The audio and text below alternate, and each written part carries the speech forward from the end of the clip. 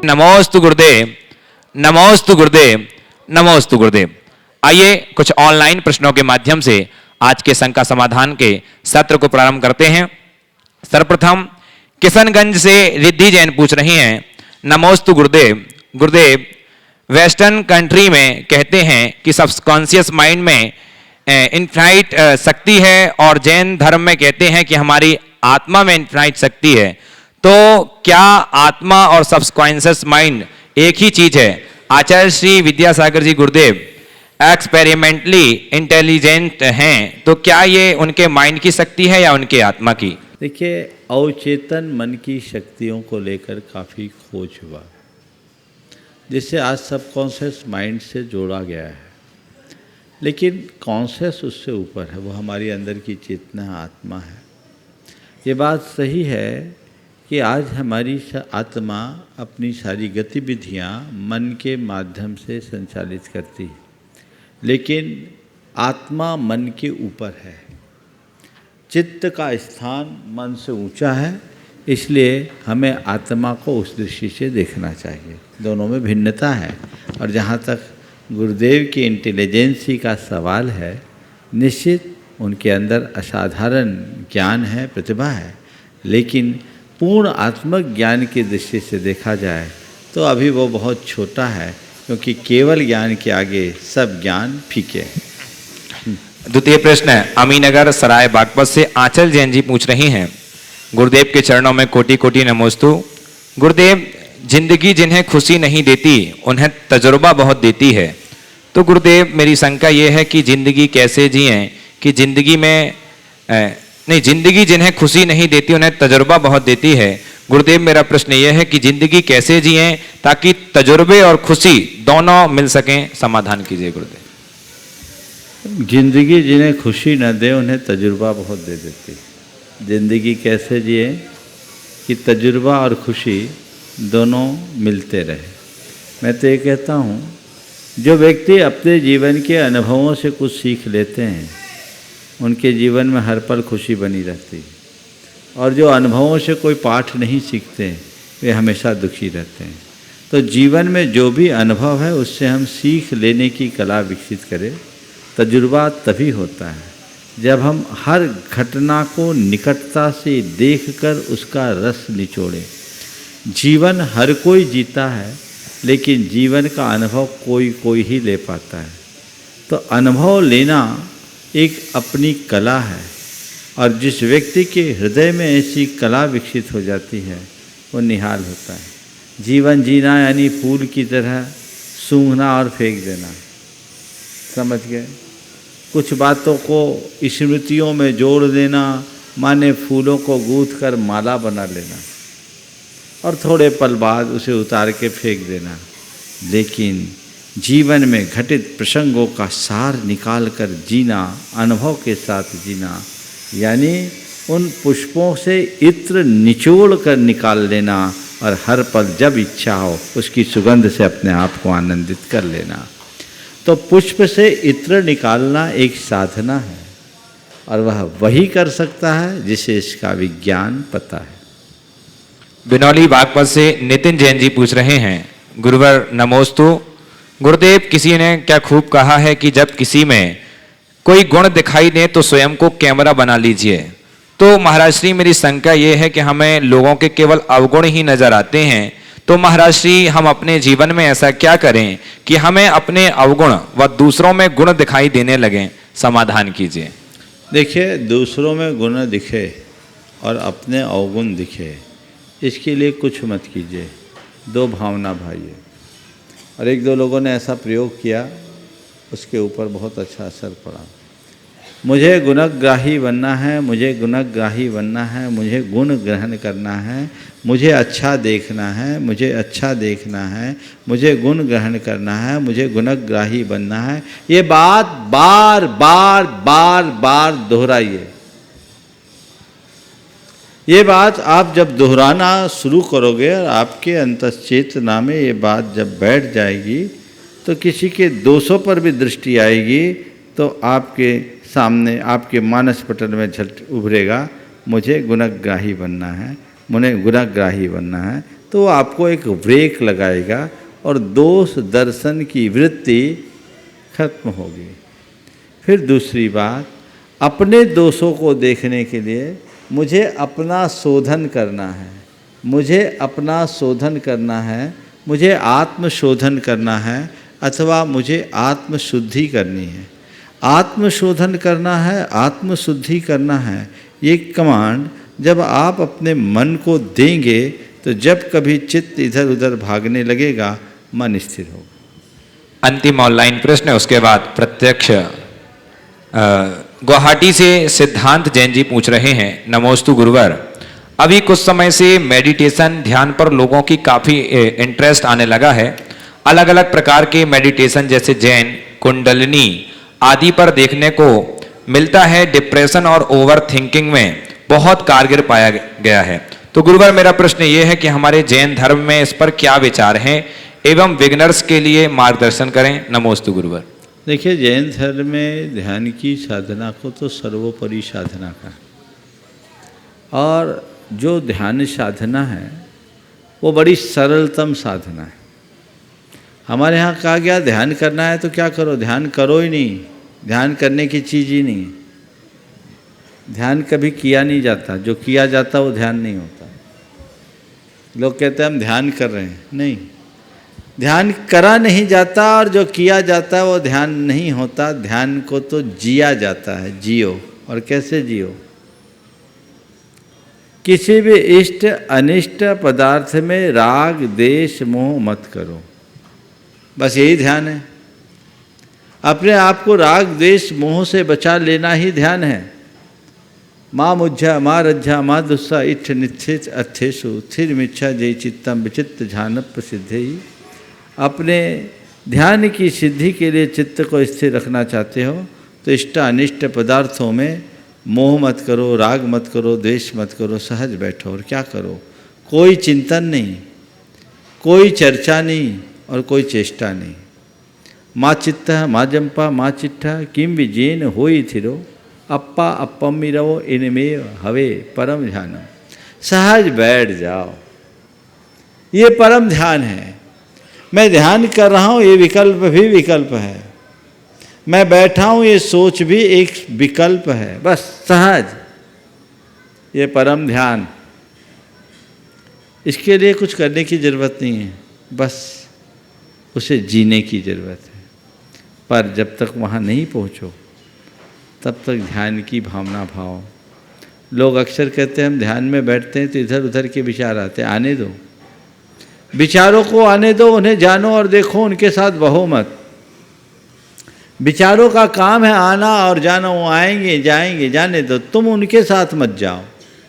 अपने आप को तटस्थ बनाने का अभ्यास कर लो, ये ध्यान की एक बड़ी उपलब्धि होगी।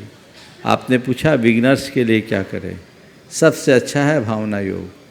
आपके डिप्रेशन, एंजाइटी और अन्य जितने भी साइकोसोमेटिक डिजीज हैं उन सब पर आप बहुत अच्छे से नियंत्रण पा सकते हैं, उनसे मुक्ति पा सकते हैं, अपनी अंतश्चेतना की शुद्धि कर सकते हैं।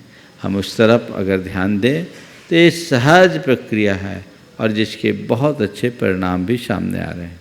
आइए मैं प्रत्यक्ष प्रश्न, उसके पूर्व एक सूचना जो आपको विगत दिन भी दी गई थी। बंधुओं, आगामी नवंबर 11 नवंबर से 19 नवंबर तक शाश्वत तीर्थराज सम्मेद शिखर पर सिद्धों की आराधना करेंगे पूज्य गुरुदेव के सानिध्य में, इसी परिसर में।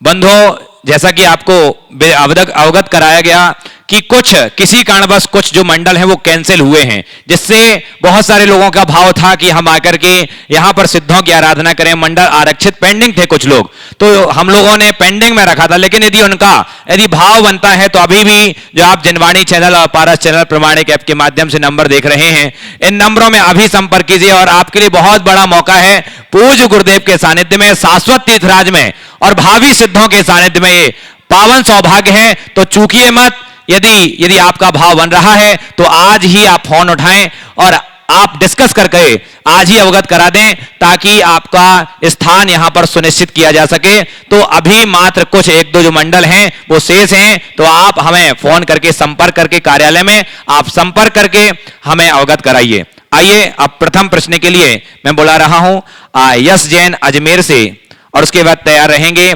पंडित सुरेश चंद्र, श्रीमती सुनंदा जैन, संगम कॉलोनी जबलपुर।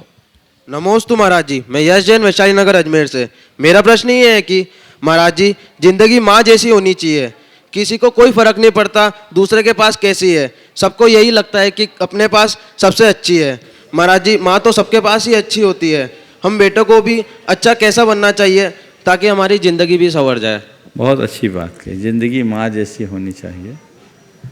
किसके पास कैसे इसे मतलब नहीं, मेरे पास सबसे अच्छी है और सबसे अच्छी माँ ही होती है। आपने पूछा हम बेटों को ऐसा क्या करना चाहिए कि हमें हमारी माँ सबसे अच्छी माँ लगे। बस एक वाक्य याद कर लो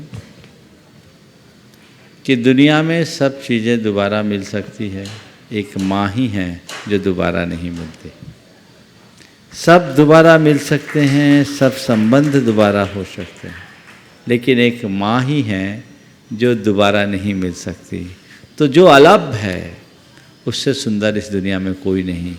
ये भावना अगर हृदय में अंकित हो जाए तो तुम्हें तुम्हारी माँ दुनिया में सबसे अच्छी लगने लगेगी। और जिस दिन तुम्हारे मन में तुम्हारे माँ के प्रति ऐसी श्रद्धा भावना होगी तो फिर तुम्हारे आचरण में वे सारे गुण आ जाएंगे जो तुम्हारे माँ के गौरव को बढ़ाते हैं। नमोस्तु महाराज। जी, पंडित सुरेश चंद्र जी, श्रीमती सुनंदा जी, संगम कॉलोनी जबलपुर। उसके बाद तैयार रहेंगे सुशील जैन, शांता जैन, न्यू पलासिया इंदौर। गुरुवारी मैं सुरेश चंद्र जैन, भारतीय स्टेट बैंक में प्रबंधक था शहडोल में। वर्ष 1994 का, भाई 15/1/94 का दिन मुझे याद आ रहा है, जब आचार्य महाराज के साथ कड़कड़ाती ठंड में विशाल संघ के साथ आपका मंगल पदार्पण अमरकंटक की उस सर्वोदय भूमि में हुआ था। वहाँ कल्याणदास जी महाराज, जिन्होंने महाराज के संघ का अभिनंदन और वंदना की थी, कहा था कि आग लगी आकाश में, झरझर गिरे अंगार, और संत ना होते जगत में तो जल जाता संसार। हे गुरुवर, मेरा प्रश्न यह है कि आज जब विश्व बारूद की इस भूमिका पर खड़ा हुआ है, श्रमणत्व विश्व शांति और अहिंसा का संदेश दे रहा है, तो इसमें चतुर्विध संघ की और खासकर श्रावकों की क्या भूमिका है हे महाराज, ताकि विश्व में शांति बनी रहे, संपूर्ण मानवता में शांति बनी रहे और अहिंसा का संदेश जाकर वह विश्व में बैठा हुआ बारूद का गोला शांत। मैं एक ही लाइन में आपकी बात का उत्तर देना चाहूँगा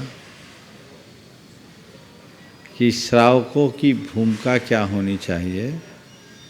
तो बस इतना, श्रावकों को जैनत्व की चर्चा करने के साथ साथ जैनत्व को उतारने की चेष्टा करनी चाहिए। जब तक श्रावक खुद अपने अंतरंग में जैनत्व को प्रतिष्ठापित नहीं करते तब तक जैनत्व की प्रभावना कर पाना असंभव सा है।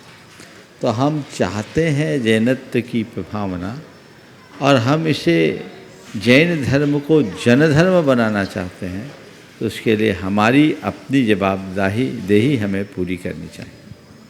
नमस्ते। सुशील जैन, शांता जैन, न्यू पलासिया इंदौर से। उसके बाद तैयार रहेंगे नोएडा से श्री शैल जैन जी। परम मनीषी चिंतक, ज्ञान जागृति की किरण देने वाले ऐसे गुरुवर को सत्सत वंदन, सत्सत वंदन। गुणायतन के पास आने पर लगता है हवा बदल गई, वातावरण एकदम परिवर्तित हो गया हो और मन प्रफुल्लित हो गया हो। मेरी शंका है गुरुवर, जी लेना और जीवन को प्राप्त कर लेने में क्या अंतर है? जी लेना और जीवन को प्राप्त कर लेने में क्या अंतर है? जीवन को पाए बिना कोई जीता है क्या?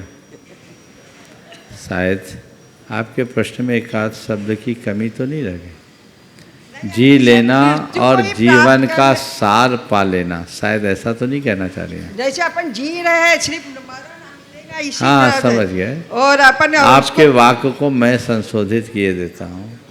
जीवन जी लेना और जीवन का सार पाना, इन दोनों में बड़ा अंतर है।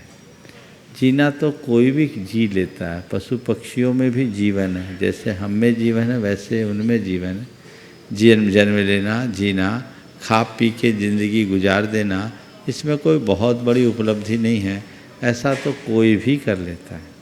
लेकिन मनुष्य जीवन को पाकर जीवन का सार पाना बहुत दुर्लभ है। जीवन जीना और जीवन का सार पाना, इसमें अगर अंतर आप पाना चाहते हो तो मैं एक उदाहरण से आपको बताऊंगा कि किसी व्यक्ति के पास मिट्टी मिली, वो मिट्टी का लौंधा रहा और एक ने मंगल कलश बनाया, क्या दोनों समान हैं? बोलो। नहीं। किसी को पारस मणि मिली, उसने मणि को रखा और दूसरे ने उस मणि से ढेर सारे लोहे को सोना बनाया, क्या दोनों समान है? जीवन जीना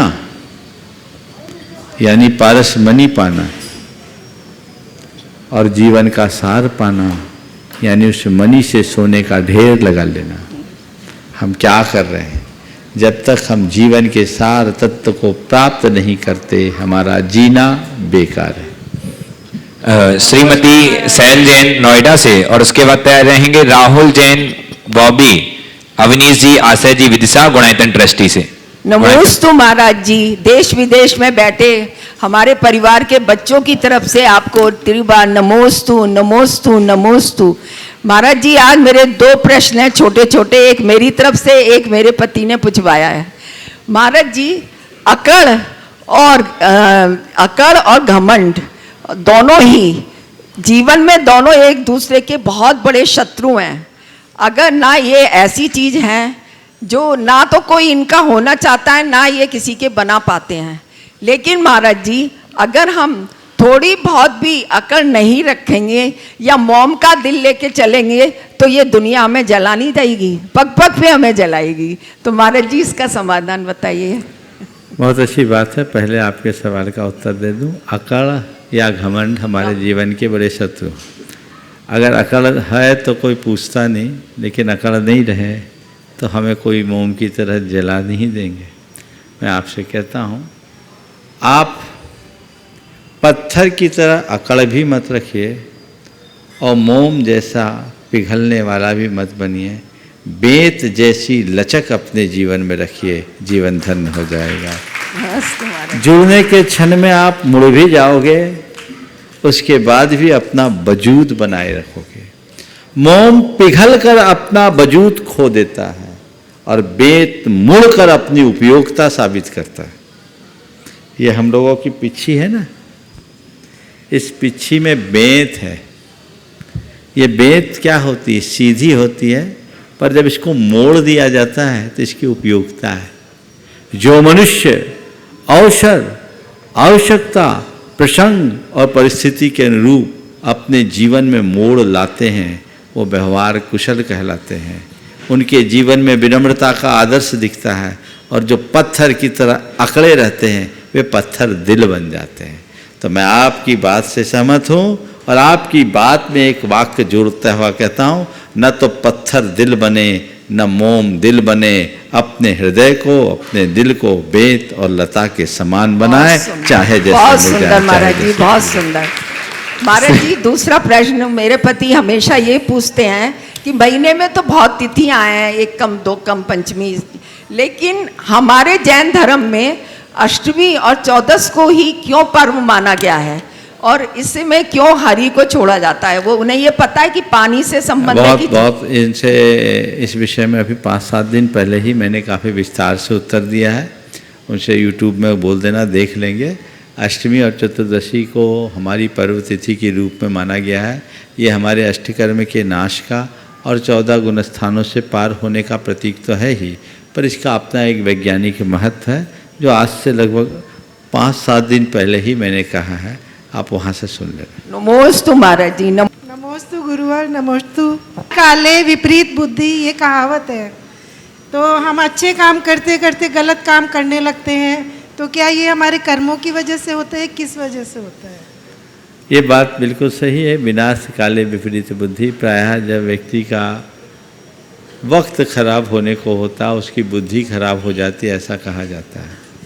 आपने पूछा फिर इसमें हमारा क्या दोष? ये तो कर्मों के कारण है। अब मेरा विनाश काल आ गया तो मेरी बुद्धि ऐसी होगी। मैं इस बात में अपनी सहमति नहीं देता। ये बात सही है कि विनाश काल में विपरीत बुद्धि होती है, पर मैं इसे पलट के कहता हूँ, जब बुद्धि विपरीत होती है, बुद्धि भ्रष्ट होती है, तभी विनाश काल होता है।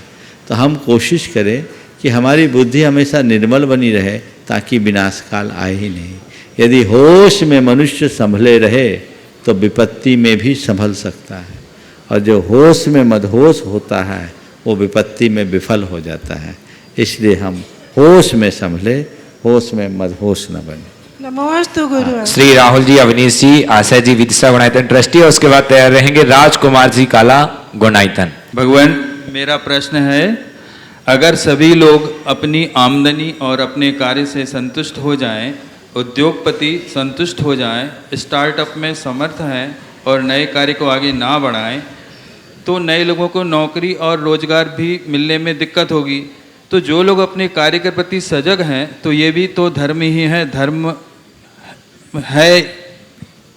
बहुत सुंदर। देखिए, हम लोगों ने संतोष का अर्थ गलत समझ रखा है। हमने ये धारणा बना ली संतोष रखने का मतलब हाथ पर हाथ धरकर बैठ जाना। नहीं, संतोष का अर्थ बहुत व्यापक है। संतोष का अर्थ है कर्म करना पर फल को लेकर व्याकुल ना होना।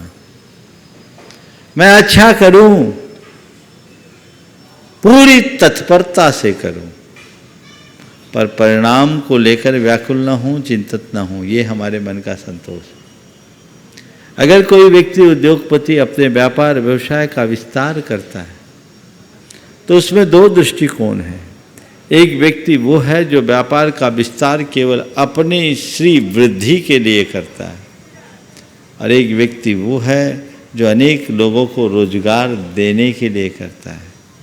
जो व्यक्ति केवल पैसा कमाने के लिए व्यापार कर रहा है, वो कोरा व्यापार कर रहा है, और जो व्यक्ति लोगों को रोजगार देने के लिए व्यापार कर रहा है, वो व्यापार के साथ राष्ट्र कर्म कर रहा है, एक दृष्टि से धर्म कर रहा है। पर ऐसा किसके हृदय में होगा? जिसके अंतरंग में धन की प्रगाढ़ लालसा नहीं होगी। वो लोगों को बांटेगा। मैं एक ऐसे उद्योगपति को जानता हूं जो अपनी कंपनी में, भारत में ही, अपने समाज का है, नाम बताने के लिए उसने मना किया, पर मध्य प्रदेश के ही एक बड़े शहर का है, इतना मैं बता सकता हूँ।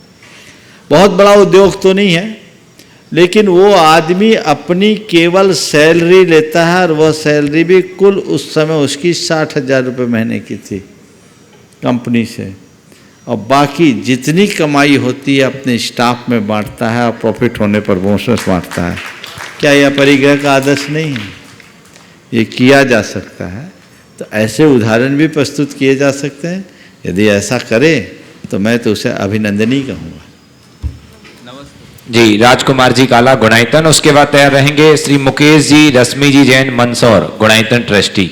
गुरुदेव के चरणों में त्रैवार नमोस्तु निवेदित करते हुए किसी के मन की व्यथा प्रेषित कर रहा हूँ। गुरुदेव, भरोसा किस पर करें, कैसे करें और कितना करें? किसी पर भरोसा किया तो धोखा मिला। जब किसी पर भरोसा किया, जब वो टूट जाए तो मन अशांत हो जाता है, मन व्यथित हो जाता है। क्या किसी पर भरोसा नहीं करें? अगर करें तो कितना? गुरुदेव, मन दुखी है, अशांत है, मन की शांति के लिए क्या करूं? कल ही तो इसका उत्तर दिया। भरोसा करो, अंधा भरोसा मत करो, और हर किसी पर भरोसा मत करो, जल्दबाजी में किसी का भरोसा मत करो। दरअसल ये भरोसा किसका टूटता है? जिसके मन में या तो लालच होता है, या जो अंधविश्वासी होते हैं। मनुष्य अपने क्षुद्र लालच और अंधविश्वास के कारण छोटे हितों की पूर्ति के लिए बहुत जल्दी चाहे जिस पर विश्वास कर लेता है, और जब वो विश्वास करता है तो धीरे धीरे धीरे धीरे सामने वाला विश्वास जमा भी लेता है, और कभी कभी उसे विश्वासघात का शिकार होना पड़ता है। तो हमारे यहाँ कहा गया कि जल्दबाजी में किसी पर भरोसा मत करो, आँख खोल कर रखो, समझो व्यक्ति के व्यवहार को, उसकी प्रवृत्ति को नज़दीकी से जानो, तब भरोसा करो। और यदि इसके बावजूद जिस पर तुमने विश्वास भरोसा किया वो यदि तुम्हारे भरोसे को खंडित करके तुम्हें कोई नुकसान पहुंचा दे तो उसको लेकर व्याकुल मत हो। ये सोचो ये मेरे कर्म का उदय है, अब जो होना था सो हो गया। एक सज्जन थे, उन्होंने अपने एक मित्र को मोटा रुपया दे दिया बगैर लिखा पढ़ी के, दोस्ती में दिया, और रुपया इसलिए दिया कि उसने कहा था कि हम इसके रिटर्न में अच्छा रिटर्न देंगे, अच्छा इंटरेस्ट देंगे। रुपया तो दे दिया, लेकिन वो जो मित्र था वो पहले से कर्जदार था, उसकी स्थिति अच्छी नहीं थी, जिससे वो परिचित नहीं था। वो तो उसके व्यवहार और बातों में आकर उसको दे दिया। देने के बाद जब उसकी असलियत प्रकट हुई कि ये तो भी बहुत देनदार है और देने की स्थिति में नहीं है, तो बहुत दुखी हुआ कि मैंने अपनी सारी जमा पूंजी अगले को दे दी और अब कुछ नहीं, अब मैं तो सड़क पर आ गया। मन बहुत व्यथित था। उसकी धर्मपत्नी मेरे पास लेकर आई और कहा, महाराज जी इनको समझाइए। मैं बहुत समझा रही हूँ, मैं कह रही हूँ कि पैसा गया सो गया, आप चैन क्यों खो रहे हो। मैंने मना की थी, पर ये कहते थे कि नहीं नहीं ठीक है, सब पैसा आ जाएगा, अच्छा रिटर्न आ रहा है, अच्छा रिटर्न आ रहा है, दे दो। मेरे मना करने के बावजूद महाराज जी इन्होंने दिया और आज एकदम रात रात सोते नहीं है, मुझे बहुत दिक्कत होती है। उनका पैसा गया, मुझे उसकी कोई चिंता नहीं, पर इनका चैन खो रहा है, इसको लेकर मुझे बहुत तकलीफ़ है। महाराज जी इनको कुछ आप समझाइए कि क्या हो। मैंने उसे मोटिवेट किया और मैंने कहा, यही सोच ले भैया, तूने कभी उसका पैसा किसी रूप में खाया होगा या और किसी का खाया होगा, आज तेरा पैसा चला गया, अकाउंट सेटल हो गया। जो खो गया उसको भूल जाओ, जो बच गया उसे संभालो। जो खो गया है उसे भूल जाओ, जो बच गया उसे संभालो। जब तुम्हें पता है कि ना आ रहा है ना आने की कोई संभावना है तो उसे भूलो, और जो है उसे बचाने का यत्न करो, तो रास्ता प्रशस्त होगा। श्री मुकेश जी, रश्मि जी जैन, मंदसौर गुणायतन ट्रस्टी, और उसके बाद हमारे बीच आज उपस्थित हैं परम आदरणीय बाल ब्रह्मचारी तरुण भैया जी। नमोस्तु नमोस्तु नमोस्तु गुरुवर। महाराज श्री, मनुष्य को पंचेंद्रीय जीव कहा जाता है, तो ये छठी इंद्री क्या है?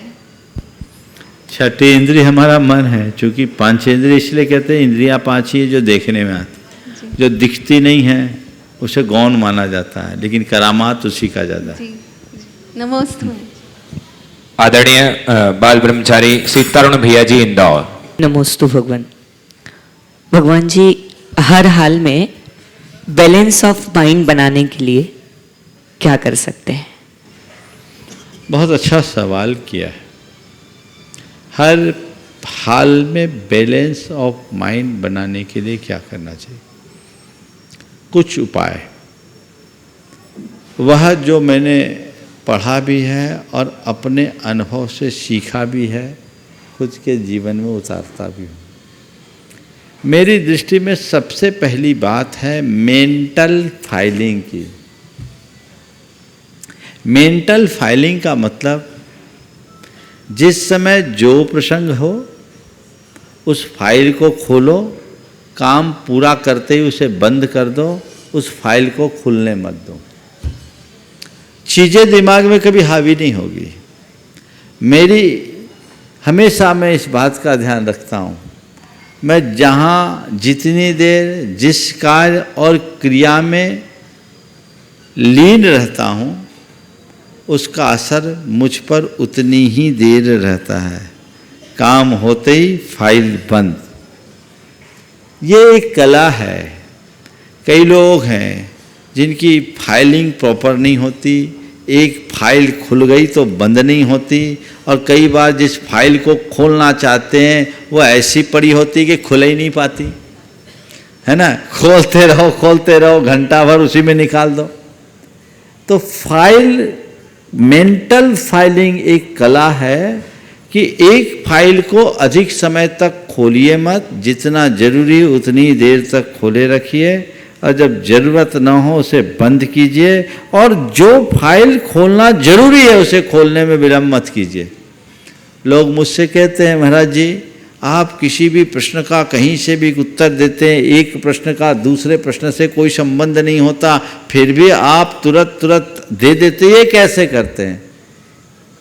This called mental filing. समझ गए?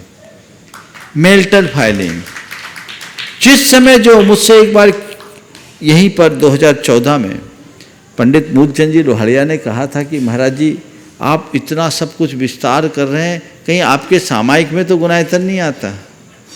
मैंने कहा नहीं, सामायिक में जब बैठता हूँ तो मेरे भीतर का गुणायतन आता है, और जब बाहर रहता हूँ, जब जरूरत होती बाहर का गुणायतन आता है।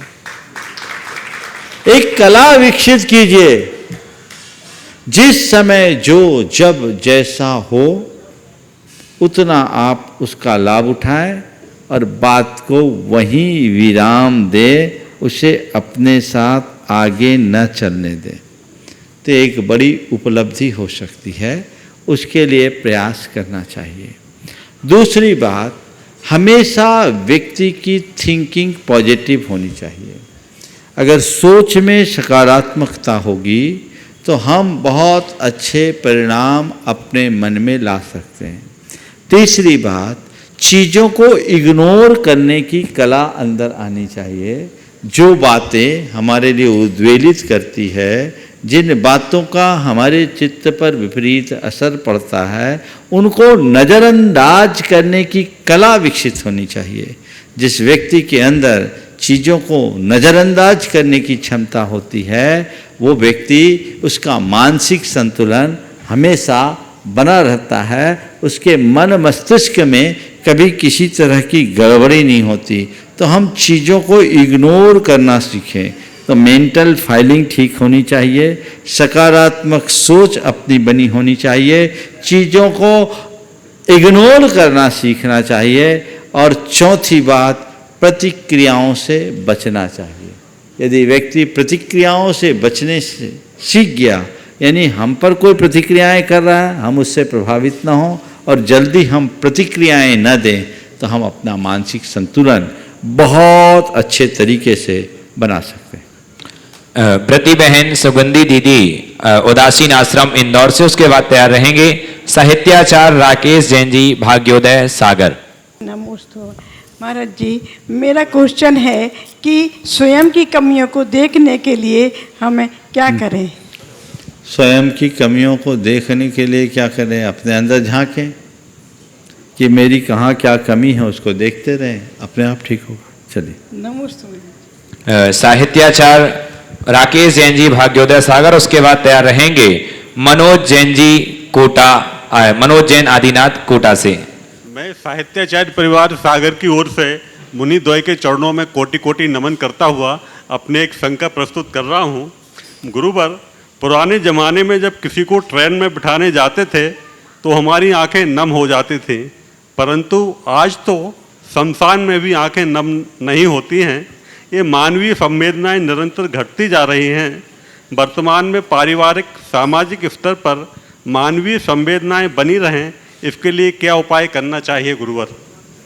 देखिए, बात बिल्कुल सही है। पहले किसी को ट्रेन तक छोड़ने जाते थे तो हमारी आंखें नम हो जाती थी, अब शमशान में भी आंखें नम नहीं होती, वहाँ भी हंसी मजाक होती। संवेदना के छीन होने का कारण क्या है?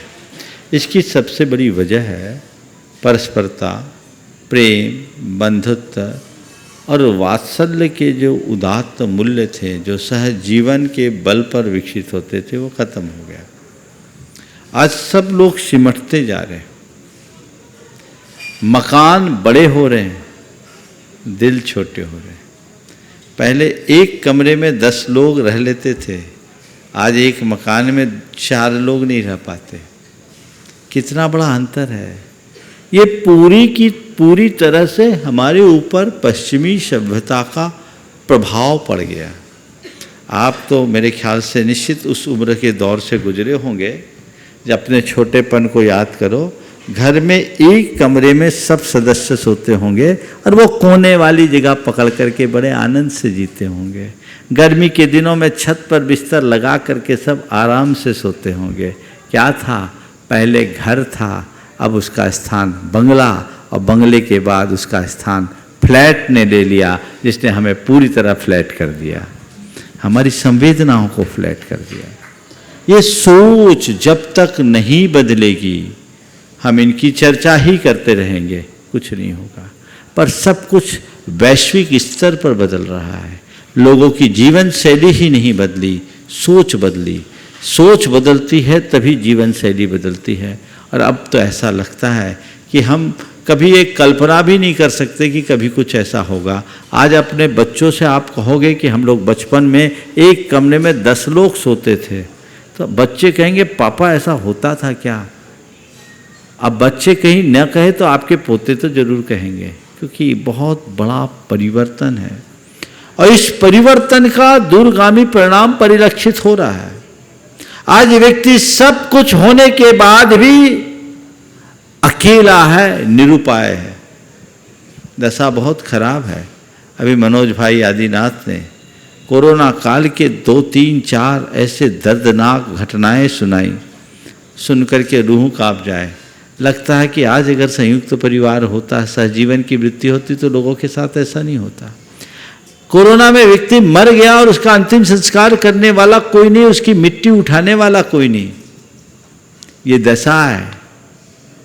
इसलिए हालांकि मुझे पता है हम लोग कितना भी कहें होने वाला नहीं है, क्योंकि हम बहुत आगे निकल चुके हैं। सहजीवन की वृत्ति अब लगभग समाप्त सी हो गई। एक पूरी की पूरी हमारे जो मूल्य हैं वो बदलने लगे हैं। परिणाम भुगतना ही पड़ेगा, जो है सो है, इसका कोई उपाय नहीं है। तो बस मैं एक ही संभावना देखता हूँ, जो अच्छी संभावना है, कि आज धर्मात्माओं के बीच में ये बात जुड़ी हुई है। साधर्मियों के प्रति इस बात में आज देखा जाता है कि एक दूसरे के प्रति प्रेम और सद्भाव देखने को मिलता है। संघों में रहते हैं, साधु संतों के बीच जो लोग रह रहे हैं, वो अपने जीवन को बहुत अच्छे तरीके से जी रहे हैं। भले घर बार उनका कोई नहीं है, परिवार का कोई नहीं है, पर पूरा संघ और पूरा समुदाय उनका समूह हो जाता है, परिवार हो जाता है, जो उनके लिए बहुत चिंता भी करता है और उनकी सारी व्यवस्था करता है। यही एक रास्ता या आशा की सूक्ष्म सी किरण दिखती है। बाकी तो समय ही बताएगा कि क्या होने वाला है। जी, मनोज जैन जी आदिनाथ कोटा से, जो मानव सेवा के लिए समर्पित ऐसा व्यक्तित्व है। उसके बाद तैयार रहेंगे श्री विपिन जी जैन, अशोकनगर से, गुणायतन ट्रस्टी। शाश्वत सिद्ध क्षेत्र सम्य सीकर जी के जड़मूल में इस युग के गौरव तीर्थ में विराजमान मुनिदय के चरणों में कोटि कोटि नमन। पूज्य मुनिश्री, आज के युग में जहाँ भौतिकता बढ़ रही है, वहाँ घटती मानवता और बढ़ती दानवता से किस तरह बचा जा सकता है। साथ ही जैसा कि पढ़ने में आया शास्त्रों में कि पाप और पुण्य, जिसमें पाप को लोहे की बेड़ी और पुण्य को सोने की बेड़ी बताया गया है, तो क्या परोपकार के कार्य के अंदर भी इन बेड़ियों में हमें जकड़ा रहना पड़ेगा? घटती हुई मानवता और बढ़ती हुई दानवता को कैसे रोका जाए, इसके कारणों में जाया जाए। आज मानवता घट क्यों रही है? क्योंकि हमारी संवेदनाएं छीन हो रही। मानवीय संवेदना के रहते ही मानवता है, संवेदना के छीन होते ही दानवता आ जाती है। इसलिए हम अपने आप को मानवीय संवेदना से भर के रखें, ताकि दानवता से अपने आप को बचा सके। आपने कहा परोपकार के कार्य करने वालों के लिए क्या सोने की बेड़ी में जकड़ करके ही रहना पड़ेगा? मैंने दुनिया में कहीं नहीं देखा कि किसी के पाँव में सोने की बेड़ी लगाई गई हो। बेड़ी तो हमेशा लोहे की ही होती है। हाँ, सोने की चेन गले में ज़रूर पहनाई जाती है, और कोई चेन को ही बेड़ी मानकर बेचैन हो जाए तो बात जुती है। परोपकार के कार्य को तत्परता पूर्वक करना चाहिए। अगर पाप की बेड़ी से अपने आप को बचाना चाहते हो, तो परमार्थ के कार्यों में हमेशा तत्पर रहना ही चाहिए। इसके अतिरिक्त हमारे पास और कोई दूसरा रास्ता नहीं। श्री विपिन जी जैन, अशोकनगर से, गुणायतन ट्रस्टी। उसके बाद तैयार रहेंगे प्रवीण मोदी, सोन कक्ष। गुरुदेव के चरणों में दर्शनोदय कमेटी थोवन जी और अशोकनगर जैन समाज की ओर से त्रैवार नमोस्तु। गुरुदेव, एक लंबे समय के बाद शाश्वत तीर्थ शिखर जी में आने का मौका मिला और आपके आशीर्वाद से बड़े सानंद पूर्वक वंदना हुई। गुरुदेव, दो चीज़ों पे मैं आपका ध्यान चाहूँगा कि एक तो गुरुदेव, अभी जब मैं पहले आया था उसके पहले अभिनंदन भगवान की टोंक पर ही सिर्फ बंदर होते थे। आज वर्तमान में 2400 तीर्थंकर की टोंक पे बंदर हैं और इतने उपद्रव करते हैं, पूरी गंदगी मचका रखी है, तो वहाँ बैठ के ढोक देने में भी तकलीफ होती है। तो कमेटी को क्या करना चाहिए? दूसरा एक और जो अच्छा नहीं लगा, पॉलीथीन का उपयोग आपके निरंतर कहने के बाद भी बड़ा उपयोग हो रहा है, तो पूरा क्षेत्र शाश्वत तीर्थ पॉलीथीन से पट रहा है। गुरुदेव, बार बार मैं चाहूँगा कि सब यात्रियों को ये निर्देश दें। देखिए, बात बिल्कुल सही कह रहे हैं। बंदरों की संख्या बढ़ रही है, यानी उनकी जनसंख्या बढ़ रही है, पॉपुलेशन बढ़ रही है, और अब तो ऊपर ही नहीं नीचे भी बहुत है। मैं यहाँ 6 बरस बाद आया तो पहले की तुलना में पहले नीचे इस तरफ तो कोई बंदर दिखते ही नहीं थे, बीचपंथी कोठी के आसपास ही रहते थे, अब तो पूरी जमात आती है। आपने पूछा है इससे बचने का क्या उपाय? अरे मैं तो ये कहूँगा, पर्वत पर अगर बंदर आदि वन्य प्राणी नहीं रहेंगे तो पर्वत का फील भी नहीं होगा, उनको रहना ही चाहिए। बस लोगों को एक काम करना चाहिए, द्रव्य सामग्री को भगवान के चरणों में नहीं चढ़ाना चाहिए। अलग से जो स्थान बना है वहाँ चढ़ाए, हर टोक पे बना हुआ है, आप नीचे चढ़ा दें। द्रव्य सामग्री को आप भगवान को ढोक दे के जो चारों तरफ की रेलिंग है उसके ऊपर चढ़ा दें, ताकि बंदरों को वहाँ जाने से मतलब ही नहीं, उनको तो चरणों से कोई मतलब नहीं है, उनको तो अपने माल से मतलब है, वो आप लोगों के निमित्त से मिलता है। तो आप जितने लोग हैं, द्रव्य सामग्री चरण पर मत चढ़ाएं, चरणों को पवित्र रहने दें, क्योंकि आपके का द्रव्य सामग्री चढ़ाने पर वो बंदर उन्हीं चरणों में बैठकर न केवल द्रव्य सामग्री खाते हैं अपितु अपवित्रताएं भी करते हैं, और वो ऐसी अपवित्रता होती है जो आपके लिए बहुत ग्लानि का कारण भी बनती है। ये विवेक प्रत्येक व्यक्ति को रखना चाहिए। जितने लोग इस कार्यक्रम को देख और सुन रहे हैं उन सब से मैं ये कहना चाहूँगा कि इसके प्रति न केवल आप अपितु एक एक व्यक्ति, कम से कम 50-50 व्यक्ति तक ये संदेश पहुंचाने का संकल्प ले विभिन्न माध्यमों से, कि तीर्थराज शिखर जी की वंदना जब भी हम करें तो चरणों की वंदना करें, पर सामग्री रेलिंग में या बाहर जो स्थान है उस पर चढ़ाएं। जय हो। तो एक बहुत बड़ी व्यवस्था वहाँ हो सकती, क्योंकि बंदरों को मारा नहीं जा सकता, भगाया नहीं जा सकता, और उनको आने से रोका भी नहीं जा सकता। सटीक।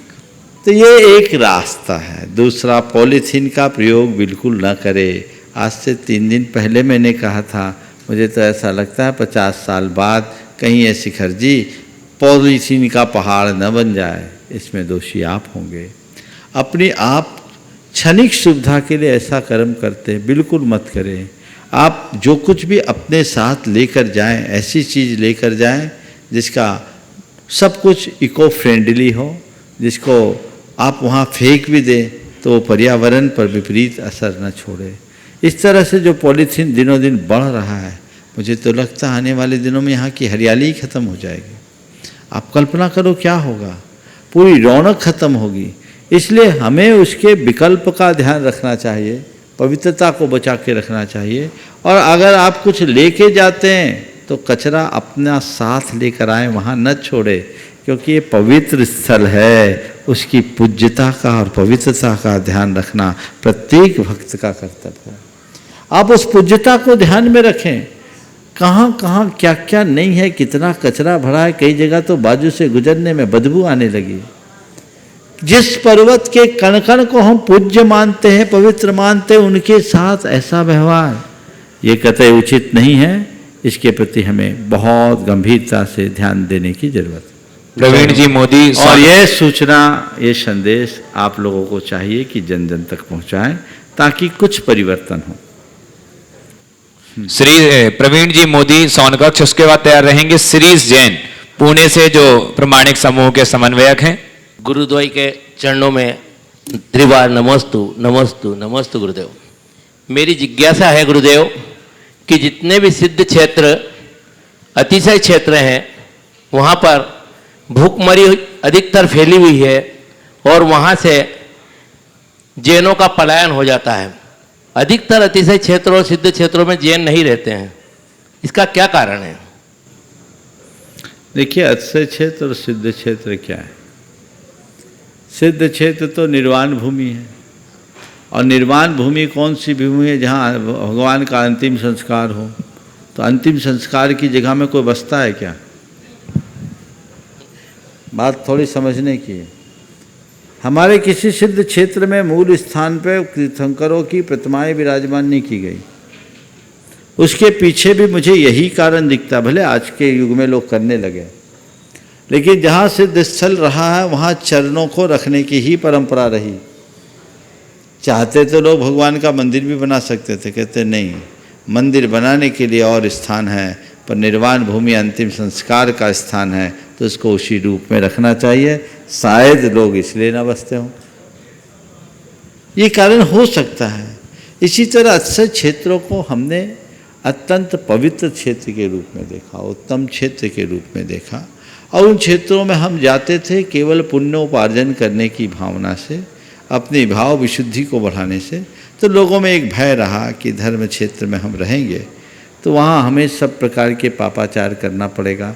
जिस धरा पर लोग अपना पाप छड़ाने आते हैं वहाँ जाकर हम पाप बांधें तो ये मेरे लिए वज्रलेप होगा। और ये उक्ति बहुत पुराने समय से चलती रही, अन्य क्षेत्रे कृतं पापम धर्म क्षेत्रे विनश्यति, धर्म क्षेत्रे कृतं पापम वज्रलेपो भविष्यति। तो उस वजह से, इस भय से लोग नहीं रहे। लेकिन आज के इस बदले हुए परिस्थितियों में मैं आप सबसे सलाह दूंगा कि हमें धर्म क्षेत्रों के निकट अपना वास्तव्य रखना चाहिए, क्योंकि तीर्थों के इर्द गिर्द अगर आप नहीं रहेंगे तो तीर्थों की सुरक्षा भी नहीं हो सकेगी। हाँ, एकदम हमारे मूल तीर्थ के निकट, एकदम नहीं कि तुम पहाड़ पर अपना घर बना लो, एक दूरी बनाकर, ताकि वहाँ आप भविष्य में आतताई, आक्रमणकारी, असामाजिक तत्वों, अराजक तत्वों से, अपने विघ्न संतोषियों से अपने तीर्थ की रक्षा कर सके। ये बहुत ज़रूरत है। तो ऐसे इस दृष्टि से अब मैं सलाह दूंगा कि लोगों को अन्य स्थानों में रहने की जगह तीर्थ स्थानों में रहना चाहिए, धार्मिकता का वातावरण बना रहे और जितना बन सके संयम सादगी के साथ जी। श्री जैन जी पुणे से प्रमाणिक समूह समन्वयक, उसके बाद तैयार रहेंगे श्री राजकुमार जी, अंशिता जी, वंश जैन, ललितपुर। नमोस्तु महाराज श्री। मेरा प्रश्न सिद्ध चक्र विधान के बारे में है।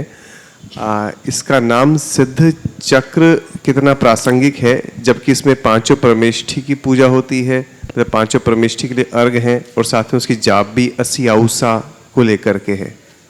बहुत अच्छा सवाल आपने किया। सिद्ध चक्र यानी सिद्धों का समूह, चक्र यानी समूह, और सिद्धों के समूह की मंडल के साथ जब हम पूजा अर्चना करते हैं तो सिद्ध चक्र मंडल विधान होता है। आपका कहना ठीक है। ये सिद्ध चक्र कैसे है?